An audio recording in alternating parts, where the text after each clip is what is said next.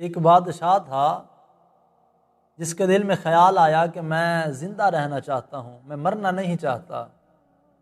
اس نے جب یہ سوچا کہ میں مرنا نہیں چاہتا، زندہ رہنا چاہتا ہوں، تو اس نے اپنے حواریوں کو بلایا، اپنے وزیر و مشیروں کو بلایا اور ان سے مشورہ کرنے لگا۔ کہتا ہے کہ میرا دل چاہتا ہے کہ میں زیادہ عرصہ تک زندہ رہوں اور موت سے بچ جاؤں، لیکن اسے کیا پتہ تھا کہ کل نفس ذائقۃ الموت، کہ ہر نفس نے موت کا ذائقہ چکھنا ہے۔ اسے نہیں علم تھا، لیکن وہ کہتا تھا، وہ بادشاہ تھا نا، بادشاہوں والی بات کرتا تھا، کہتا تھا کہ میں جینا چاہتا ہوں ہمیشہ کے لیے۔ تو کچھ وزیر مشیر بھی بیٹھے تھے، انہوں نے کہا کہ بادشاہ اگر جینا چاہتا ہے نا تو پھر اس طرح کر، فلاں علاقے میں، فلاں ملک میں کچھ بوٹیاں ملتی ہیں اور ان کا کچھ آب حیات تیار ہوتا ہے، جو انہیں استعمال کر لیتا ہے پھر اسے موت نہیں آتی، پھر وہ ہمیشہ کے لیے زندہ رہتا ہے۔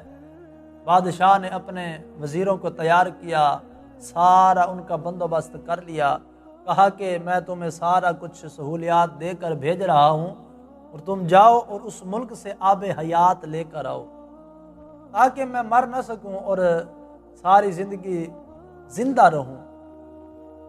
اس نے اپنے وزیروں کو بھیجا، 5 بندے یہ اکٹھے ہوئے اور اس ملک میں جا کر پہنچے۔ جب وہاں پہنچے تو وہاں کا جو سردار تھا، کیونکہ پہلے اس سے اجازت لینی تھی، وہاں سردار کے پاس پہنچے اور کہا کہ ہم آب حیات لینے کے لیے آئے ہیں اور ہمارا بادشاہ کہتا ہے کہ میں مرنا نہیں چاہتا، تو اس کے لیے ہم آب حیات لینے آئے ہیں، تو لہٰذا ہمیں اجازت دی جائے۔ بادشاہ نے کہا تم آب حیات کے لیے اجازت لینے آئے ہو؟ اس کو غصہ آ گیا، جلال آ گیا۔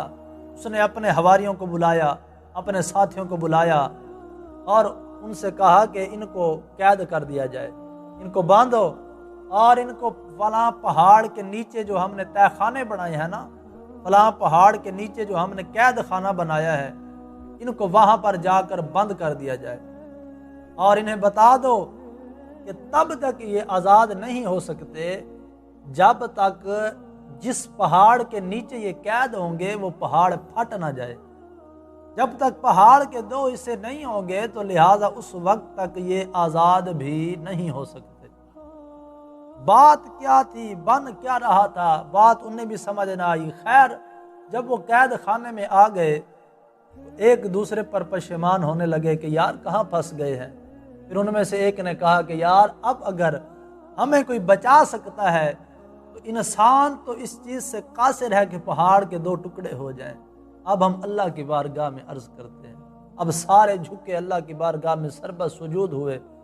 وہ رب جو اعلان کرتا ہے یا ایھا الانسان ما غرک بربک الکریم، اے دوڑے ہوئے انسان آجا میری بارگاہ میں، آجا میرے پاس، تیرا رب بڑا ہی کریم ہے۔ اس کی بارگاہ میں جب انہوں نے عرضی پیش کی تو یار ہمارے آنے میں دیر ہو سکتی ہے، رب کے دینے میں دیر نہیں ہو سکتی۔ جب اللہ کی بارگاہ میں انہوں نے عرضی پیش کی تو ہوا کیا، اتنے انہوں نے آنسو بہائے کہ ان آنسوؤں کے بہنے سے اور اللہ کی بارگاہ میں گریہ زاری کرنے سے ایک ایسی غیبی امداد ان کو ملی کہ اچانک طوفان برپا ہوا اور زلزلہ آنے لگا، جس کی وجہ سے پہاڑ 2 ٹکڑوں میں تقسیم ہو گیا۔ بادشاہ نے کہا کہ انہیں بلایا جائے۔ جب بادشاہ نے انہیں بلایا اور بلا کر کہا کہ میرا وعدہ تھا کہ پہاڑ جب 2 ٹکڑوں میں تقسیم ہو جائے گا پھر میں تمہیں رہا کر دوں گا، لہٰذا پہاڑ 2 ٹکڑوں میں تقسیم ہو گیا، اب میں تمہیں چھوڑ رہا ہوں، لیکن میں نے تمہیں قید کیا، اس کے پیچھے بھی ایک مقصد تھا۔ اب جا کر اپنے بادشاہ کو بتا دینا کہ اگر تو آب حیات پی کر ساری زندگی زندہ رہنا چاہتا ہے، کہتا ہے کہ میں نہ مروں، تو اسے بتانا کہ یہ تو دھوکہ ہے، موت تو ہر نفس کو آنی ہے، لیکن اسے بتا دینا کہ اگر اپنا نام زندہ رکھنا چاہتا ہے نا، کہتا ہے کہ میں بچ جاؤں تو اپنی رعایا کے ساتھ ظلم و ستم نہ کیا کرے، اپنے رعایا کے غریبوں کے ساتھ ظلم و ستم نہ کیا کرے، ان سے پیار کرے، ان کا خیال رکھا کرے۔